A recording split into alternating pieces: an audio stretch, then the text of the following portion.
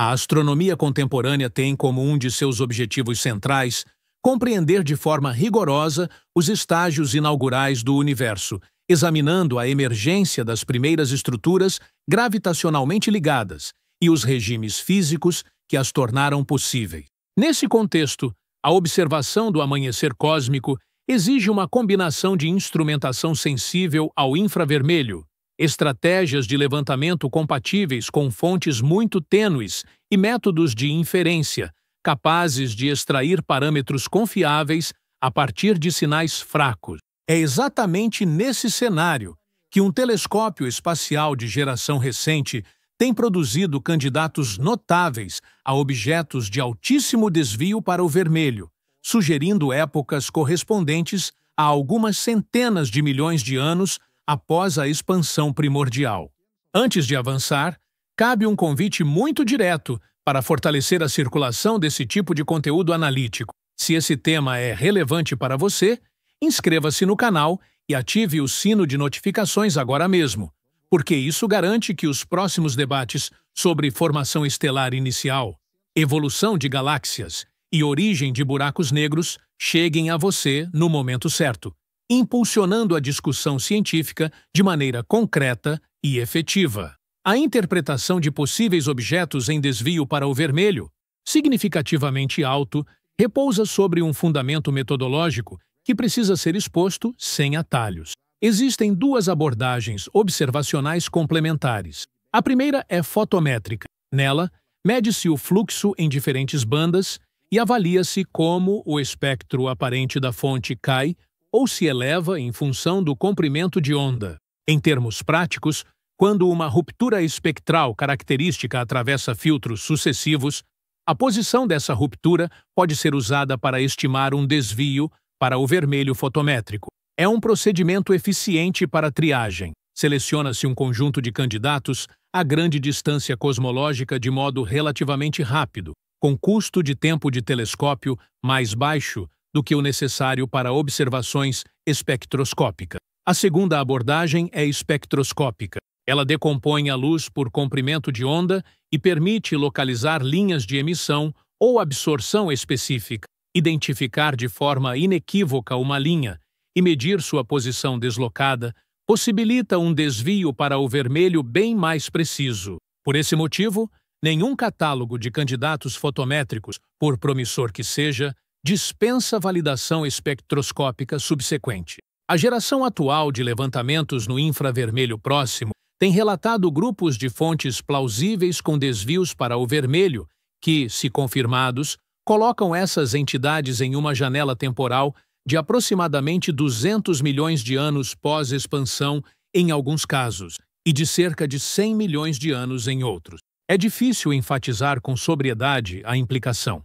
Estamos falando de um universo ainda em neutralidade do hidrogênio em grande parte do meio intergaláctico, com as primeiras fornalhas nucleares começando a produzir radiação ultravioleta suficiente para desencadear processos de reionização. Nessa fase, a poeira interestelar é escassa, as metalicidades são baixas e, portanto, os espectros e cores das fontes tendem a refletir populações estelares pouco enriquecidas.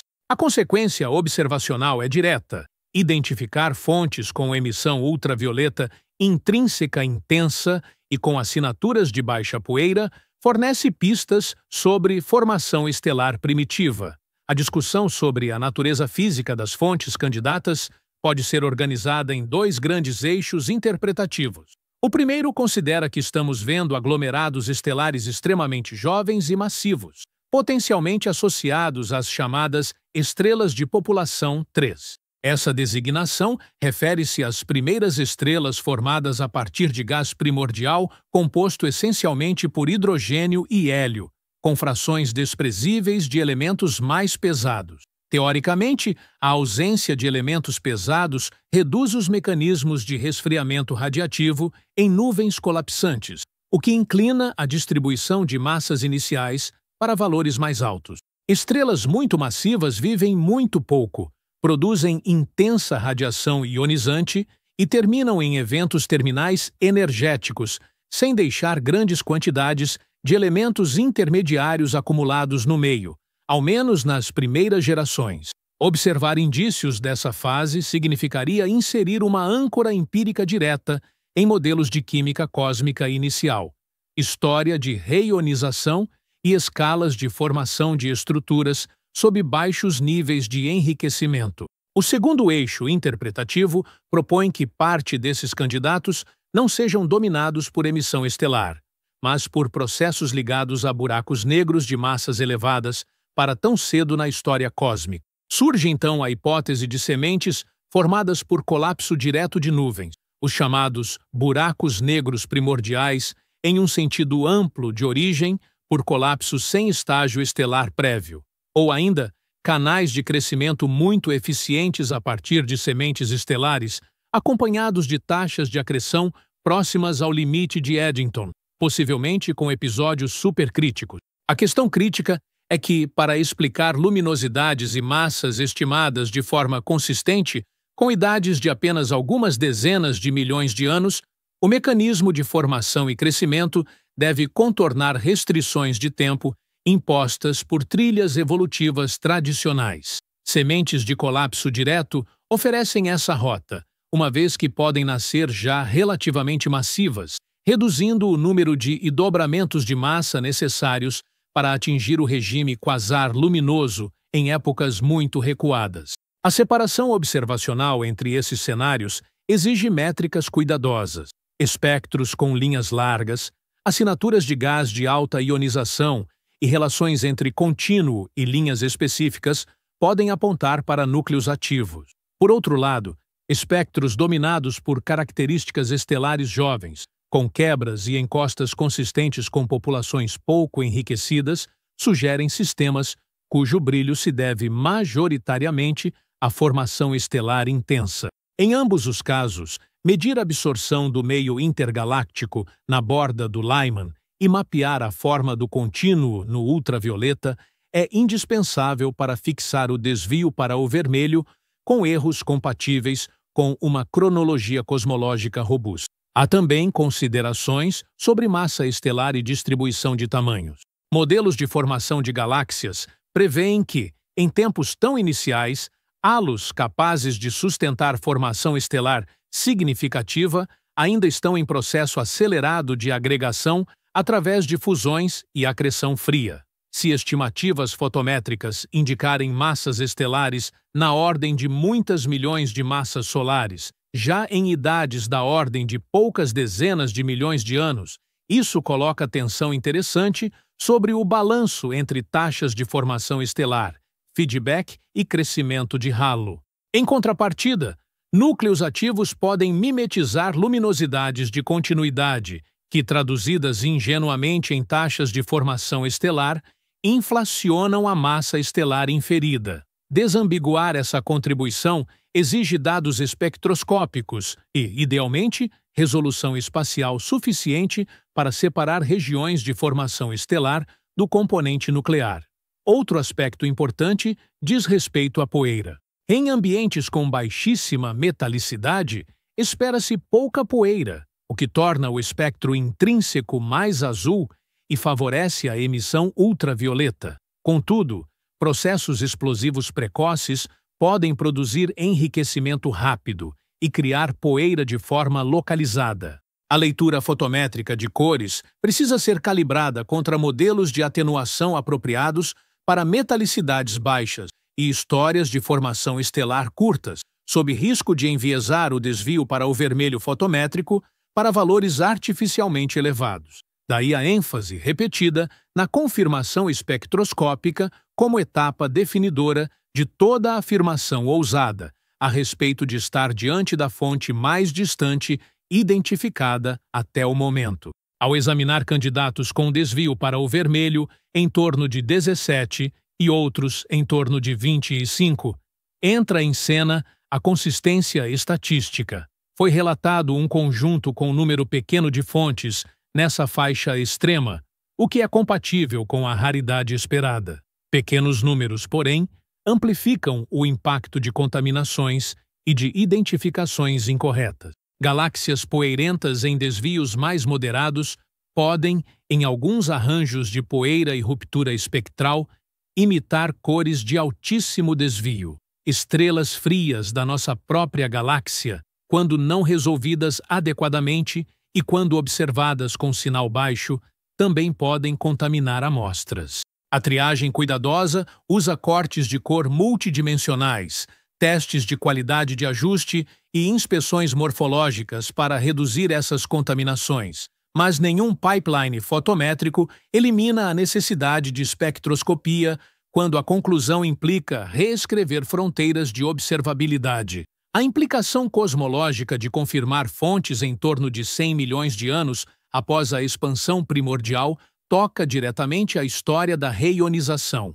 O balanço entre produção de fótons ionizantes por estrelas e por núcleos ativos, em épocas muito cedo, permanece aberto. Se parte substancial da emissão ultravioleta nesses objetos extremos tiver origem estelar, isso reforça a hipótese de que a formação estelar inicial forneceu uma fração significativa dos fótons necessários para reionizar o hidrogênio. Se, ao contrário, a emissão for dominada por núcleos ativos, o papel dos buracos negros em crescimento rápido ganha peso já nos primeiros capítulos da evolução cósmica. De todo modo, espectros confirmados permitem estimar a fração de fuga de fótons ionizantes e, consequentemente, colocar limites sobre modelos de reionização espacialmente heterogênea, nos quais bolhas ionizadas crescem e se sobrepõem à medida que fontes se multiplicam e se tornam mais luminosas.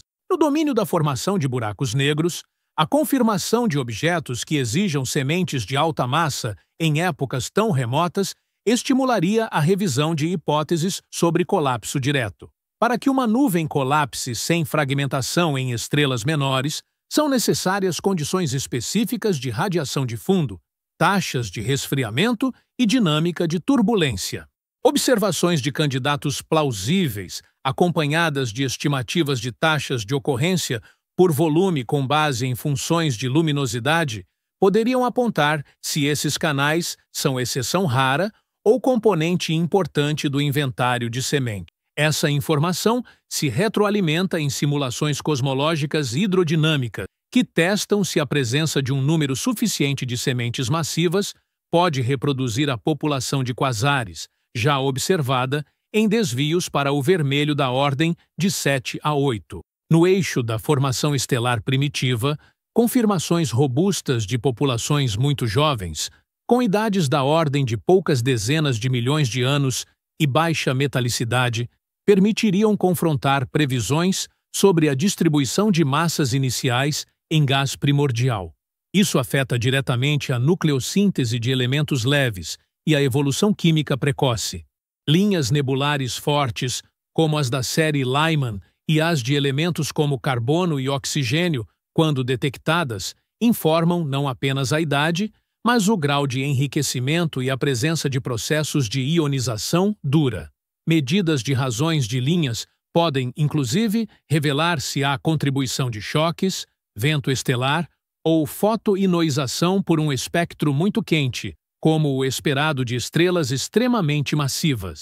O desafio instrumental merece destaque. Fontes em tão alto desvio para o vermelho têm seu ultravioleta deslocado para o infravermelho próximo e médio. Isso obriga o emprego de detectores com baixíssimo ruído, ótica criogênica e janelas livres de contaminação térmica. A estabilidade do ponto de mira, a calibração de flat field e o controle de fontes de ruído sistemático tornam-se críticos quando a relação sinal-ruído por canal espectral se aproxima do limite operacional. Além disso, a planificação do céu no campo escolhido precisa ser bem conhecida, pois flutuações de fundo podem afetar a extração de espectros para objetos compactos e fracos. A comunidade tem desenvolvido pipelines que integram análise bayesiana, simulações end-to-end e testes de injeção e recuperação de fontes para quantificar a confiabilidade das detecções. A inferência de massa estelar e taxa de formação a partir de fotometria multibanda exige outro cuidado: o risco de degenerações entre idade, poeira e metalicidade. Em termos práticos, Um espectro mais vermelho pode resultar de poeira, idade maior ou metalicidade mais alta. Em ambientes tão primordiais, é provável que o componente de poeira seja pequeno, mas mesmo uma fração modesta pode inclinar o ajuste. Modelos de populações estelares incorporam bibliotecas espectrais que, ao serem ajustadas por mínimos quadrados ou por métodos bayesianos, retornam distribuições de probabilidade. Análises que exibem não apenas valores pontuais, mas intervalos credíveis, tendem a apresentar a incerteza de forma mais honesta, algo essencial quando a conclusão-alvo é ousada. A hipótese de que parte dos objetos candidatos sejam buracos negros em crescimento rápido convida a exames sobre variabilidade, largura de linhas e morfologia. Núcleos ativos costumam apresentar, mesmo em estados de baixo brilho, perfis de linhas com larguras substanciais devido à cinemática do gás no entorno do buraco negro. Já regiões H-Ondu, dominadas por formação estelar intensa, exibem linhas mais estreitas associadas à cinemática em escala de galáxia. A resolução espectral disponível, somada ao tempo de exposição necessário, determina o quanto dessas assinaturas pode ser medido com confiabilidade. Técnicas de empilhamento, nas quais espectros de múltiplos objetos presumivelmente semelhantes são combinados, também podem ajudar a detectar características fracas, embora introduzam suposições sobre homogeneidade que precisam ser declaradas e testadas. É útil retomar a questão da seleção fotométrica para clarificar como chegamos a catálogos tão distantes. A chave é a chamada técnica de dropout, na qual uma fonte deixa de ser detectada em filtros azuis devido à absorção no contínuo de Lyman e reaparece em filtros mais vermelhos. A posição dessa queda entre filtros delimita a faixa de desvio para o vermelho provável. Em desvios muito altos, a ruptura atravessa os filtros do infravermelho próximo e a janela útil se desloca para comprimentos de onda mais longos. A grande vantagem desse método é operativa. A desvantagem é epistemológica. A degeneração com poeira e com contaminações de baixa temperatura espectral obriga a validação. Por isso, anúncios responsáveis enfatizam a natureza preliminar de estimativas fotométricas e indicam explicitamente a necessidade da confirmação espectroscópica. Além do conteúdo astrofísico, há um valor metodológico em consolidar a prática de publicar candidatos com barras de erro e estratégias claras de seguida. A transparência sobre limites do dado e sobre a possibilidade de refutação é um componente essencial do progresso cumulativo. O registro de hipóteses concorrentes, a lista de previsões diferenciais e a descrição das observações necessárias para julgá-las constitui a base de um programa de pesquisa coerente. Para o caso em pauta, isso implica informar quais linhas se esperam ver caso a fonte seja dominada por estrelas jovens, quais se esperam ver caso haja um núcleo ativo e quais assinaturas seriam mais compatíveis com uma alternativa de contaminação em desvio moderado. Do ponto de vista teórico, confirmar fontes nessas épocas extremas oferece um laboratório para testar parâmetros cosmológicos de forma indireta. A taxa de crescimento de estrutura, o espectro de potência de flutuações iniciais e a eficiência de conversão de gás em estrelas e buracos negros são ingredientes interligados. Funções de luminosidade medidas, mesmo com amostras pequenas, impõem restrições úteis quando comparadas a simulações que implementam receitas de feedback estelar e AGN.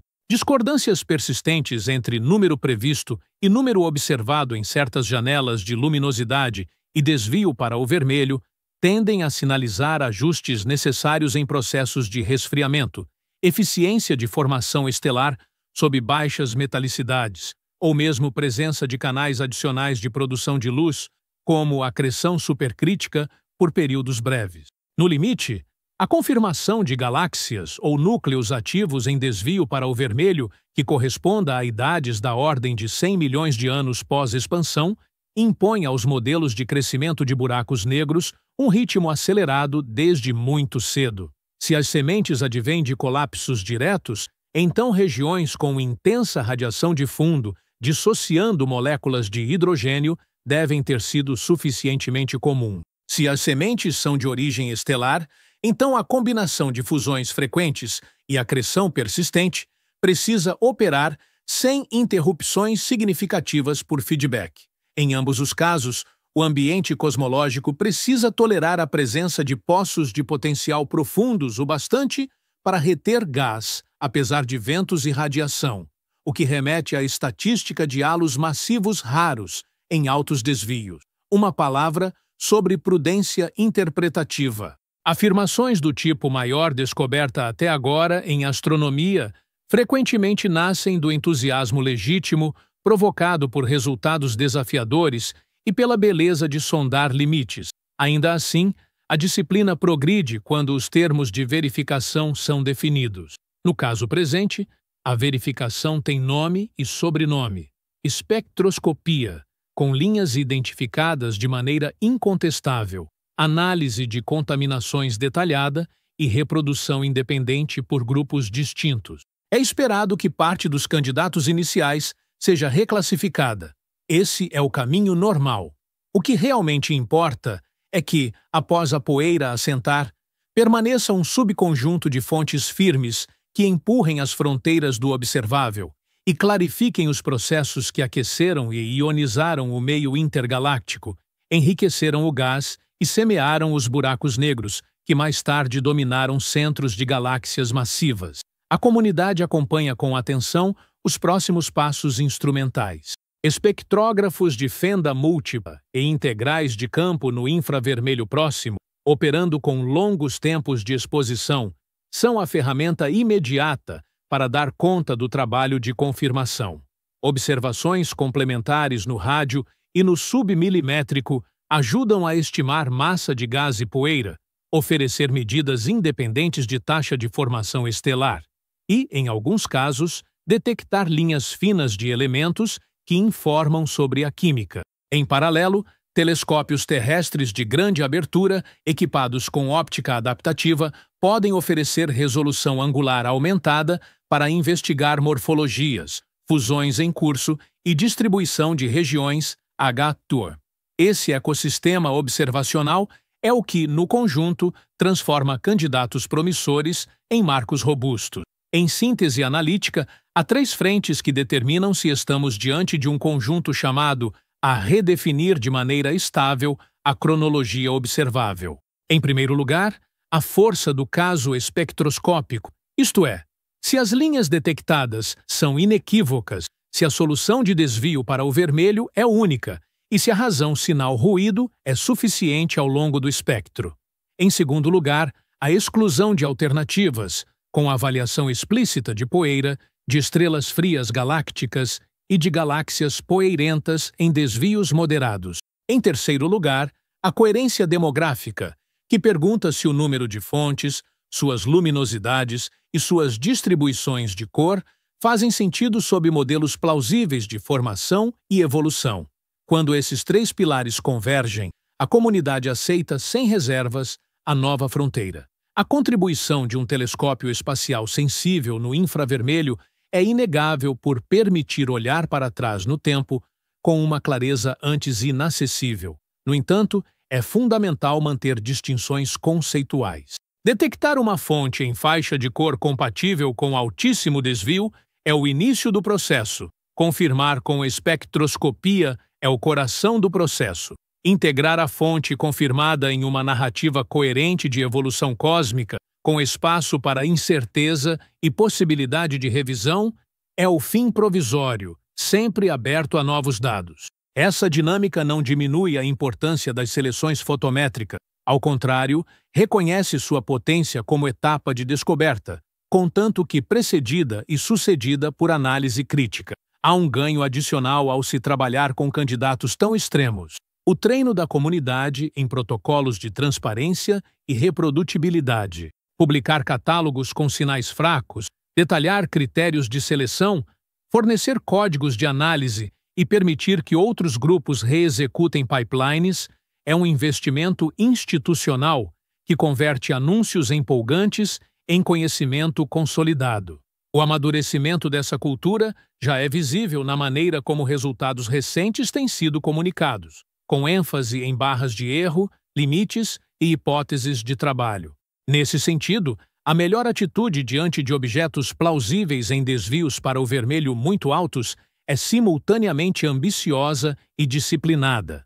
Ambiciosa porque encoraja a explorar regiões do parâmetro espaço que, por definição, poucos dados haviam ocupado. Disciplinada porque recusa conclusões perentórias sem a ancoragem espectroscópica necessária. Há muito a ganhar com esse equilíbrio. A possibilidade de ver, com dados sólidos, o momento em que o universo deixa de ser escuro e passa a ser permeado por radiação ionizante produzida por estrelas e por buracos negros em crescimento, e de quantificar como essa transição ocorreu em termos espaciais e temporais. Por fim, convém registrar de modo claro o programa empírico a executar a partir de agora. Primeiro, selecionar os campos candidatos com base em fotometria cuidadosa e relação sinal-ruído mínima aceitável, priorizando fontes cujo ajuste fotométrico apresente soluções de desvio para o vermelho isoladas, com poucas degenerações. Segundo, programar espectroscopia direcionada para linhas diagnósticas específicas, com tempos de exposição compatíveis com detecção significativa, mesmo em caso de atenuação por absorção do meio intergaláctico. Terceiro, adquirir dados complementares em comprimentos de onda mais longos para avaliar poeira e gás, reduzindo incertezas nas estimativas de massa estelar e de taxa de formação. Quarto, comparar os achados com simulações cosmológicas que incluam tanto canais de sementes de buracos negros por colapso direto, quanto por remanescentes estelares sob acreção eficiente. Essa sequência, seguida com rigor, permitirá decidir entre as interpretações concorrentes sem ceder à tentação de conclusões apressadas.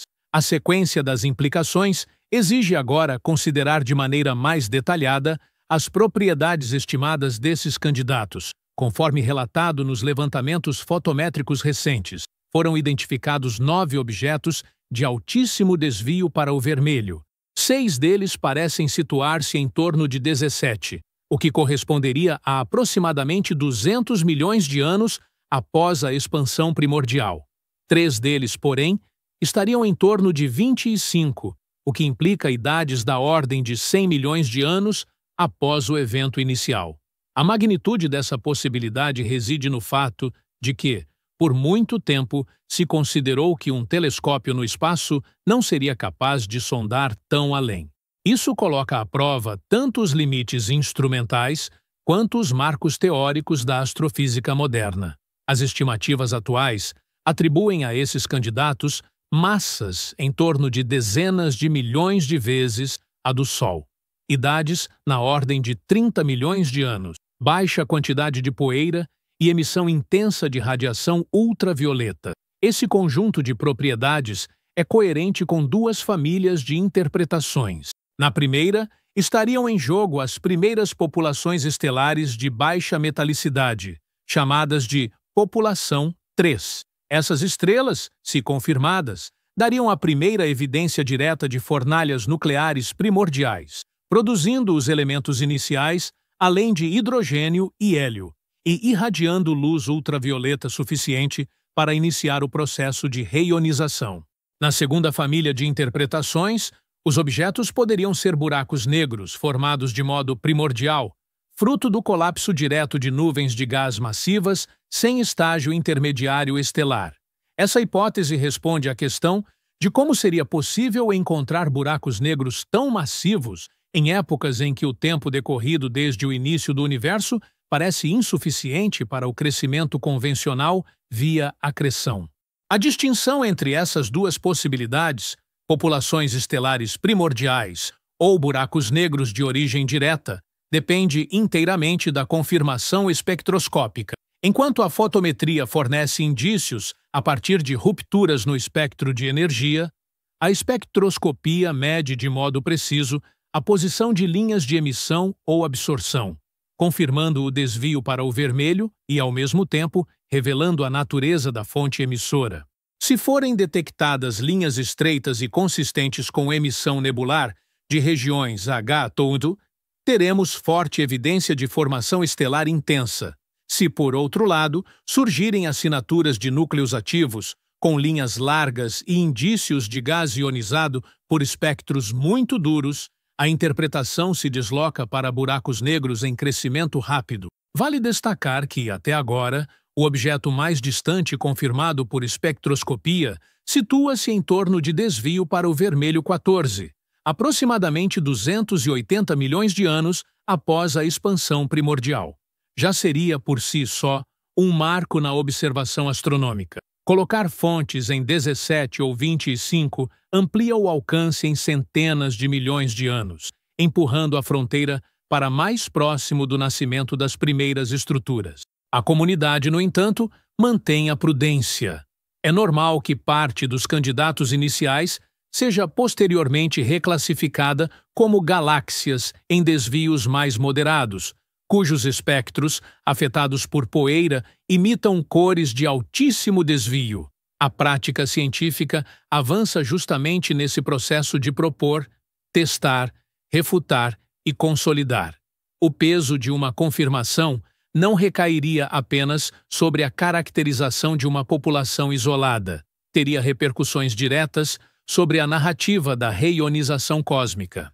Se estivessem presentes estrelas de população 3 em número significativo, isso reforçaria a hipótese de que a radiação ultravioleta proveniente da formação estelar primitiva foi determinante para ionizar o meio intergaláctico. Se, ao contrário, predominassem buracos negros primordiais, a história da reionização incorporaria os núcleos ativos como agentes principais muito mais cedo do que hoje se considera. Em ambos os cenários, os modelos de evolução química, dinâmica de halos e crescimento de estruturas precisariam ser recalibrados. Esse tipo de avanço ilustra a maneira como ciência e tecnologia se entrelaçam.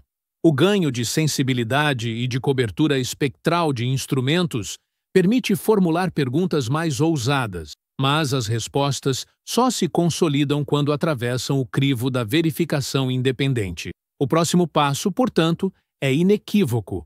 Esses 9 candidatos exigem observações espectroscópicas dedicadas, capazes de medir linhas características e estabelecer desvios para o vermelho firmes. Só assim será possível afirmar se, de fato, estamos diante das primeiras estrelas que o cosmos já produziu, ou dos primeiros buracos negros que surgiram sem intermediação estelar. Até que isso aconteça, o estatuto é de possibilidade fascinante, aberta à confirmação ou à refutação. O quadro que se desenha é um dos mais estimulantes da astronomia contemporânea. O telescópio espacial não apenas cumpre, mas ultrapassa expectativas, empurrando a fronteira do observável a escalas temporais que tocam os instantes iniciais da formação de estruturas. A comunidade observa com atenção e cautela, ciente de que apenas dados espectroscópicos consolidarão essas hipóteses. Entretanto, independentemente do desfecho, a própria existência desses candidatos já se mostra reveladora. Abre linhas de investigação sobre a eficiência de formação estelar em ambientes de baixíssima metalicidade, sobre a possibilidade de buracos negros primordiais e sobre a cronologia da reionização. Se você acompanha esse tipo de debate, não deixe de comentar o que pensa sobre essas hipóteses, porque cada contribuição crítica e fundamentada ajuda a expandir a qualidade do diálogo público sobre ciência e cosmologia. O horizonte científico aberto pela possibilidade de confirmação de objetos em desvios para o vermelho da ordem de 25 simboliza o ponto máximo a que a observação astronômica pode aspirar na atualidade, testemunhar diretamente o nascimento das primeiras estruturas. As implicações cruzam múltiplas áreas do conhecimento. Na cosmologia, a presença de tais fontes redefine o momento e a intensidade da reionização, além de fornecer parâmetros sobre a taxa de crescimento de estruturas e a estatística de halos massivos raros em tempos extremamente precoces. Na astrofísica estelar, a confirmação de estrelas de população 3 estabeleceria o elo empírico até então ausente entre o universo primordial, composto apenas por hidrogênio e hélio, e o cosmos enriquecido por elementos pesados, condição necessária para a formação de planetas e, em última instância, para a complexidade química que permite a vida. Na física de buracos negros, a descoberta de sementes formadas por colapso direto validaria canais alternativos de formação, respondendo ao enigma dos quasares já massivos em desvios para o vermelho da ordem de 7 ou 8. O desafio instrumental que sustenta essa investigação é igualmente instrutivo. Observações com sinal fraco exigem calibração meticulosa, controle rigoroso de ruído e uso de algoritmos estatísticos que quantificam incertezas de maneira explícita. A cultura de transparência metodológica torna-se, assim, não apenas desejável, mas obrigatória. A comunidade internacional tende a adotar protocolos de reprodutibilidade e partilha de dados abertos, de modo a transformar anúncios preliminares em conhecimento consolidado. Esse processo é lento, mas é justamente nele que reside a força da ciência, na capacidade de filtrar entusiasmo inicial por meio de verificações independentes. Em termos conceituais, há um equilíbrio que precisa ser cultivado. Por um lado, a ousadia de propor hipóteses como a existência de buracos negros primordiais ou a detecção de estrelas de população 3 emite sinais de vitalidade intelectual. Por outro, a cautela em exigir espectroscopia de alta qualidade antes de aceitar essas hipóteses demonstra maturidade disciplinar. É nesse jogo entre ambição e rigor que a astronomia avança, construindo narrativas que não são dogmas, mas modelos sempre abertos à revisão diante de novos dados. Se confirmadas, essas descobertas não seriam apenas mais um recorde de distância ou de tempo. Elas representariam um reencontro com as origens físicas do próprio cosmos, colocariam em perspectiva a trajetória que levou de nuvens de gás primordial ao universo estruturado que hoje habitamos, pontuado por galáxias, estrelas, planetas e observadores conscientes. Revelariam não apenas quando a luz das primeiras fornalhas estelares se acendeu, mas também quais mecanismos forneceram as sementes gravitacionais que moldaram tudo o que veio depois. Essa é a grandeza da investigação. Cada ponto de luz distante é também um ponto de ancoragem na história da realidade. Para o público que acompanha esse tipo de debate, há ainda uma dimensão social de importância. A divulgação clara, sem exageros, mas também sem ocultar o fascínio legítimo dessas descobertas, contribui para ampliar o interesse coletivo pela ciência. É nesse espírito que vale um último chamado. Se esse mergulho no amanhecer cósmico ampliou sua visão de mundo, compartilhe este conteúdo, curta e divulgue. Essas ações simples expandem o alcance da reflexão e ajudam a fortalecer o espaço da astronomia em meio a tantos outros temas que disputam atenção. A ciência cresce quando o conhecimento circula, quando a curiosidade é alimentada e quando a comunidade se engaja em compreender, com seriedade, as raízes do universo que habita.